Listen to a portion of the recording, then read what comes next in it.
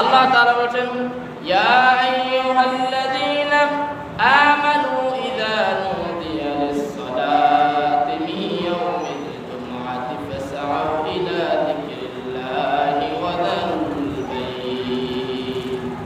হে মুমিনগণ, যখন তোমাদেরকে জুমার সালাতের জন্য আহ্বান করা হয় তখন তোমরা আল্লাহ স্মরণে মসজিদের দিকে ধাবিত হয়ে যাও। সুবহানাল্লাহ। এবং তোমাদের ব্যবসা বাণিজ্য যে কাজ করো না কেন সব কাজ বন্ধ করে দাও। সুবহানাল্লাহ। এবং তোমরা যদি বুঝতাম যে জুমার দিনের কত ফজিলত, জুমার দিনে কত গুরুত্বপূর্ণ, এই জুমার দিনে কত গুরুত্বপূর্ণ, কত গুরুত্ব রয়েছে, যদি বুঝতাম তাহলে তোমরা মসজিদে চলে আসতা। সুবহানাল্লাহ।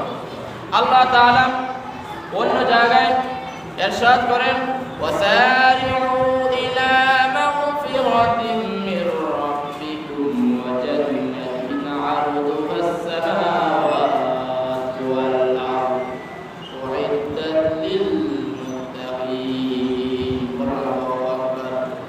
আল্লাহ তাআলা বলেন ওয়াসারিউ ইলা মাগফিরাতিন মির রাব্বিকুম ওয়া জান্নাতিন আরদুহাস সামাওয়াতু ওয়াল আরদু, তোমরা জান্নাতের দিকে দৌড়ে আসো। সুবহানাল্লাহ। কিসের দিকে? জান্নাতের দিকে। আর আমরা আল্লাহর বান্দারা, আমরা ঈমানদারগণ কি করি? আমরা সামাজিক কাজে, নিজের কাজে, নিজের দুনিয়াবি কাজে ব্যস্ত হয়ে পড়ি। নামাজকে বলি কাজ আছে, বলে কিনা? বলে না, বলে কিনা? এই যে এখন বাস্তবে যে সংসদ আছে ওইখানে স্পিকারকে একজন বলল যে এখন আমরা দুইটা কাজকর্ম করবো, দুইটা কাজকর্ম করার পরে এরপর আমরা নামাজ যাবো। স্পিকার সাহেব বললো আপনারা এই দুইটা কাজ এখন আপাতত স্থগিত রাখেন, এখন আগে বলবো নামাজ। সুবহানাল্লাহ। বলছে কি আপনারা এই কাজ বন্ধ রাখেন, এখন নামাজ হবে, এরপর আপনার কাজের কথা বলি। সুবহানাল্লাহ। এটা হলো ইমানদার কাজ, ঠিক কিনা? ইমানদার যখন আজান হবে তখন সে আর বাড়িতে বসে থাকতে পারে না, তখন সে আর কাজকর্ম থাকতে পারে না। সে তখন কি করবে? দৌড়ে চলে আসবে। মানে দৌড়ে বলতে কি দৌড় দিয়ে না, মানে তার মন মসজিদে ডাকবে, ঠিক কিনা? কিভাবে মসজিদে আসা যায় সেইটা নিয়ে ভাবতে থাকবে, ঠিক কিনা?